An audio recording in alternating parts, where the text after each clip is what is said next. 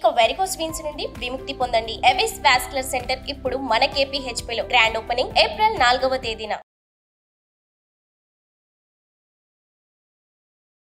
నమస్కారం అండి, డాక్టర్ శ్రీ ఆచార్య అనంతకృష్ణ స్వామి గారు. నమస్కారం. మనీ మంత్ర 577వ ఎపిసోడ్. మరి ఈరోజు ఎస్పెషల్లీ ఆడవాళ్ళకి సంబంధించి ఏ టిప్స్ ఇవ్వబోతున్నారు? ఖచ్చితంగా వేటిని అవాయిడ్ చేయాల్సిన అవసరం ఉంది అంటారు. అండ్ దాంతోపాటు చాలా సందర్భాల్లో కొన్ని అవాయిడ్ చేయాలి, ఈ లక్షణాలు ఉండకూడదని మీరు చెప్తారు. కాబట్టి మరి ఈ ఎపిసోడ్లో ఏం చెప్పబోతున్నారు? నేను ఒక ఎక్సలెంట్ ఇన్సిడెంట్ చెప్తాను. ఇది వినడానికి కొద్దిగా గుండె దట్టవ చేసుకోవాలి, ఓకేనా? గుండె దిట్టవ చేసుకోవాలి, ఎందుకంటే నేను దగ్గర ఉండి దాన్ని ఎక్స్పీరియన్స్ అయ్యాను. మా పక్కింటి వాళ్ళ ఫ్యామిలీ ఇది జరిగి ఒక 20 సంవత్సరాలు అయిపోయింది. చిన్న బాబు, ఆ బాబుకి ఒక ఆపరేషన్ జరగాలి. ఎందుకు చెప్తున్నా ఇందాక మీరు అన్నారు సెంటిమెంట్ ద్వారా బాధ్యతల్ని మర్చిపోతాం మనం. దానికి ఎక్సలెంట్ ఎగ్జాంపుల్ చెప్తాను.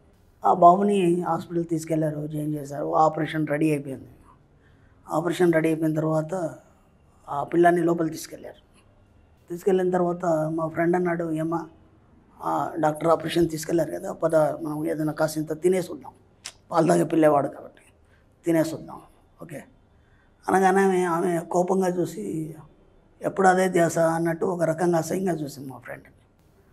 చూస్తే అతను ఇంకేం మాట్లాడలేదు, ఆ సిచ్యువేషన్లో ఏం మాట్లాడలేదు. వెళ్ళేసి మేము ఏదో టిఫిన్ అదే చేసేసి వచ్చేసిన తర్వాత దాదాపు 11ంటికి తీసుకెళ్ళారు మార్నింగ్. 3ంటికి తీసుకొచ్చారు అబ్బాయి. 3-4 అయింది బయటికి తీసుకొచ్చారు. తీసుకొచ్చిన తర్వాత ఆ పిల్లాడు ఇంకొక అరగంట తర్వాత మత్తు వదిలి ఇక ఏడవడం మొదలుపెట్టాడు. ఓకే, ఏడవడం మొదలుపెట్టినప్పుడు అబ్బాయికి ఏం కావాలి? పాలు కావాలి కదా. ఓకే, పసిగుడ్డను పట్టుకొని ఆమె పాలిద్దామంటే పాలు లేవు. ఎందుకంటే మేము పొద్దున్న నుంచి ఏం తినలేదు కదా, అంతకుముందు రాత్రి నుంచి తినలేదు. నా కొడుకు ఆపరేషన్ అనే ఫీలింగ్తో, ఆ సెంటిమెంట్తో బాధపడుతూ రాత్రి నుంచి తినలేదు. అంతకుముందు మధ్యాహ్నం సరిగా తినలేదు, మార్నింగ్ తినలేదు, సాయంత్రం ఈ టైం అయింది. ఆమె నీరసించిపోయింది, పిల్లాడికి పాలు రావట్లేదు. ఇప్పుడు నీ సెంటిమెంట్ నీ బాధ్యత మరిపింపజేసిందా లేదా? మార్నింగ్ నా ఫ్రెండ్ అన్నాడు కదా, వచ్చేసి బయట టిఫిన్ చేద్దాం రామ్మంటే ఒక అసహ్యమైనటువంటి చూపు చూసి నాకు ఇప్పటికీ అది గుర్తుకొస్తుంది. అది మీరు ఏ విధంగా అనుకోండి. అంటే మనకు తెలియకుండానే ఈ ఒక సెంటిమెంట్ అనేది, ఒక అతి ప్రేమ అనేది ఏం చేస్తుందంటే బాధల్ని మర్చిపోయే విధంగా చేస్తుంది. మీరు అన్నారు కాబట్టి నేను చెప్పాల్సి వచ్చింది. ఒకవేళ ఇది తప్పైతే క్షమించండి, ఆడవాళ్ళందరూ కూడా తట్టుకోలేని పరిస్థితిలో నేను చెప్పాల్సి వచ్చింది. ఇలా చాలా ఉంటాయమ్మా. ఫస్ట్ ఏదైనా చెప్పాలంటే భయం, మీకు ఏదైనా చేయాలంటే భయం. ఎందుకంటే ప్రతి దగ్గర సమాజం ఏం చేస్తుందంటే ఆడపిల్ల కాబట్టి ఇలా చేయొద్దంటది. అదే మగ పిల్లాడైతే ఆడు ఏ రాత్రి దాకా తిరగచ్చు, ఆడపిల్ల 7-8 గంటలకు ఇంట్లో ఉండాలి. ఇవన్నీ మంచియే. కానీ ఇప్పుడు ఒక చైతన్యవంతం అనేది వచ్చింది, ఈ యొక్క జనరేషన్ చైతన్యవంతం వచ్చింది. ఇప్పుడు నైట్ డ్యూటీలకు వెళ్తున్నారు, నైట్ అంతా డ్యూటీ చేస్తున్నారు, వస్తున్నారు. నేను చెప్తున్నాను, అయినా సరే ఇంకా ఇలాంటి సిచ్యువేషన్లో చాలామంది ఉన్నారు. భర్తతో కనీసం చెప్పాలంటే భయం, కావాల్సిన అవసరాలు భర్తతో చెప్పాలంటే భయం, అత్తమ్మతో చెప్పాలంటే భయం, మావయ్యతో చెప్పాలంటే భయం, పిల్లల్ని గట్టిగా గద్దించాలంటే భయం. ఈ భయం అనేది మీ సుప్త చేతనాత్మక మనసు మిమ్మల్ని ఇంకా నిర్వీర్యులు చేసి ఆ భయం అనే దాన్ని ఒక ఫోబియాలాగా మీకు చూపిస్తుంది. దానివల్ల ఏమవుతారంటే మీరు ఇంకా వేరే ఏ ఆలోచనలో ఎదగకుండా అక్కడే ఉండిపోవడం అనేది జరుగుతుంది. కాబట్టి మీ డిక్షనరీలోంచి ముందుగా భయం అనే పదాన్ని తీసేయండి. మీ డిక్షనరీలో భయం అనే పదం ఉండదు, ఎందుకంటే భయం అనేది నెగిటివ్ కాబట్టి, అవునా కదా? ఆ భయం అనే పదాన్ని ముందు తీసేయండి. తీసేసి ఇంతకుముందు మనం ఒక మాట చెప్పుకున్నాం, గట్టిగా రంకెలేయద్దు. చెప్పుకున్నామా లేదు? ఇక్కడ గట్టిగా రంకెలేయాల్సిన అవసరం లేదు. చెప్పాలనుకున్నది స్పష్టంగా చెప్పండి. ఎందుకంటే అది మీ హక్కు కదా. మీ భర్తతో మీరేం చెప్పాలనుకున్నది మీ హక్కు కదా, ఖచ్చితంగా చెప్పండి. ఓకే, మీ అత్తమామలతో మాట్లాడాలి, మీ అవసరాలు ఏమున్నాయి అవి ఖచ్చితంగా మాట్లాడాలి. మా అత్తయ్యనే మొత్తం డామినేషన్ చేస్తుంది, ఇవన్నీ మాట్లాడద్దు. అంటే మీరు అఫర్మేషన్ చేస్తున్నారు, ఆమె అలా చేస్తుంది, మా ఆయన నా మాట వినడు. ఇవన్నీ మీరు కొన్ని వందల వేల సార్లు మీ బంధువులతో కానీ, మీ చుట్టుపక్కల ఫ్యామిలీలతో కానీ, మీ దగ్గర కొద్దిగా ఎవరైనా మంచిగా మాట్లాడితే వాళ్ళందరితో వందల వేల సార్లు చెప్పారు. కాబట్టి అది అఫర్మేషన్గా మారి వాళ్ళు నిజంగా అలాగే తయారవుతున్నారు. వాళ్ళు అలా తయారు కావడానికి కారణం మీరే. కోడల గురించి ఎంత చెప్పినా కానీ ఒక మాట పక్క వాళ్ళతో పోల్చుకొని వాళ్ళు ఎలా ఉన్నారు, ఇది ఎలా ఉంది, అది ఎప్పుడు కాంప్లైంట్స్.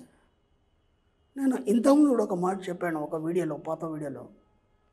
ఒక తల్లిదండ్రులు ఉన్నారు, లాస్ట్ రిటైర్మెంట్ ఏజ్ వచ్చేసరికి కొడుకు పెళ్ళి అయిపోద్ది, కొడుకు ఎక్కడో ఉంటాడు, మమ్మల్ని సరిగా చూడాడు.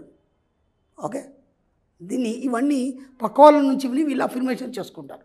ఇక్కడ ఏమైపోయిందంటే వీళ్ళు అఫర్మేషన్ పనిచేస్తారు. ఎందుకంటే పాపం ఆ అబ్బాయికి ఇక్కడ హైదరాబాద్లో జాబ్ వస్తుంది, వాళ్ళ అమ్మ నాన్న ఇక్కడ పల్లెటూరులో ఉంటాడు. వీడు ప్రొద్దున పోతే రాత్రి 10-11 గంటలకు ఈ ట్రాఫిక్లో వస్తాడు. కనీసం భార్య పిల్లలకు సరిగా న్యాయం చేయలేడు. అక్కడ వాళ్ళకి ఏదో అనారోగ్యం ఉంటుంది. వాళ్ళు అక్కడ కంప్లైంట్ ఏం చేస్తారు, ఏమో మీ అబ్బాయి రాలేదా, చాలా రోజులు రావట్లేదు, లీవులు దొరకట్లేదట. వాడు మొత్తం పెళ్ళం వైపు మారిపోయినాడు, మమ్మల్ని సరిగా చూడాడు. ఇలాంటి కంప్లైంట్స్ ఎప్పుడైతే చెప్తారో వాడు సరిగ్గా చూడాడు. మీరే చెప్తున్నారు కదా సరిగ్గా చూడాడు, మమ్మల్ని పట్టించుకోవట్లేదని. అలాగే మీరు కూడా కంప్లైంట్స్ చేయకండి. ఎక్కడ కూడా ఎవరిని కంప్లైంట్ చేయొద్దు. మన సబ్జెక్టులో ఎవరిని విమర్శించొద్దు, ఎవరి గురించి మనం మాట్లాడద్దు. మూడో వ్యక్తి గురించి ఎప్పుడైనా సరే మనం మంచిగానే మాట్లాడాలని మన సబ్జెక్టులో రాసింది. నేను మీరు ఇంకెవరైనా గురించి మాట్లాడితే వాడి గురించి మంచిగా మాట్లాడాలి, లేదంటే మాట్లాడద్దు, ఆ టాపికే తీయద్దు. ఇలాంటి కొన్ని అలవర్చుకోండి. ఇవన్నీ మీకు స్టార్టింగ్లో కఠినంగానే ఉంటాయి, కానీ అది అలవర్చుకునేసరికి టైం పడుతుంది, ఏ ఇబ్బంది లేదు. ఆ తర్వాత మీ జీవితం ఎవరు వేలు పెట్టే విధంగా ఉండదు, చాలా ఉన్నత స్థాయికి మీరు వెళ్ళిపోతారు. కాబట్టి మన సబ్జెక్ట్లో విమర్శలు లేవు, పక్క వాళ్ళ గురించి మాట్లాడాలి లేవు. అర్థమైందా? 80 వారు ప్రతి దగ్గర కూడా 80 వారిని మీకు అనుకూలంగా మారుతున్నందుకు విశ్వానికి కృతజ్ఞతలు అని అఫర్మేషన్ చేయండి. మీ అత్తమామి అనుకూలంగా మారుతారు, పక్కనున్న వాళ్ళు మారిపోతారు, అందరూ మీ భర్తతో సహా అందరూ మారిపోతారు. మీరు ఎప్పుడు వాళ్ళు అలాగే ఉన్నారని చెప్తున్నారు కాబట్టి వాళ్ళు అలాగే ఉన్నారు. ఒక్కసారి బాగున్నారని బాగాలేరు, ఇప్పుడు బాగున్నారని చెప్తుండండి. ఇప్పుడు బాగాలేదని 100 సార్లు చెప్పారు, బాగున్నారు 100 ఒక్కసారి చెప్పండి, అప్పటి నుంచి మార్పు స్టార్ట్ అయిపోతుంది. అలా చిన్నగా మనం అలవాటు చేసుకోవాలి. కాబట్టి సెంటిమెంట్ పేరుతోని బాధ్యతల్ని మరవకండి. తప్పకుండా sir. Thank you sir, thank you so much sir. చాలామంది క్లాసెస్ గురించి అడుగుతున్నారు, ఎస్పెషల్లీ మా మహిళలు నేర్చుకోవాల్సినవి, తెలుసుకోవాల్సినవి. ఒకసారి మీ క్లాస్లో అటెండ్ అవ్వాలనుకునే వాళ్ళు చాలామంది ఉన్నాం. క్లాసెస్ ఎక్కడ జరగబోతున్నాయి, వాటి వివరాలు ఏంటి? మనకి ఇప్పుడు 2024 ఉన్నాము. 4 ఫిబ్రవరి విజయవాడలో ఉంటుంది, 11 ఫిబ్రవరి హైదరాబాద్ అండి, అలాగే 25 ఫిబ్రవరి అనంతపురం, మళ్ళీ మార్చి నెలలో 3వ మార్చి బెంగళూరులో ఉంటుంది, 10 మార్చి రాజమండ్రిలో ఉంటుంది, 31 మార్చి తిరుపతిలో ఉంటుందమ్మా. ఈ విధంగా క్లాసులు హైదరాబాద్ కాకుండా ఇతర ఏరియాలలో కూడా చాలా దగ్గర ఉంటుందమ్మా. బెంగళూరులో, తిరుపతిలో, వైజాగ్లో, రాజమండ్రిలో చాలా దగ్గరలో ఉంటాయి మన క్లాసులు. Thank you sir, thank you so much. Thank you అమ్మా.